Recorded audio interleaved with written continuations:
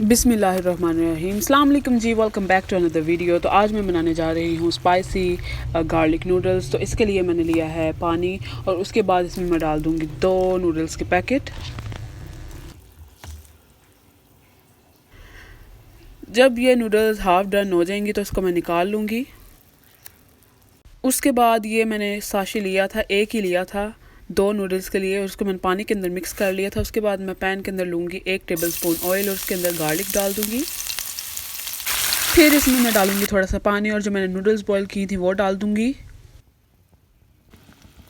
फिर जो मैंने मिक्सचर तैयार किया था वो चला जाएगा इसमें, और मिक्सचर जाने के बाद इसमें जाएगा चिली फ्लेक्स के बाद इसमें जाएगा नमक, और फिर जाएगा इसके अंदर half tea spoon soya sauce और हाफ़ टी स्पून विनेगर, और थोड़ी सी इसमें जाएगी रेड चिली पाउडर, और इसको अच्छे तरीके से मिक्स कर लेंगे।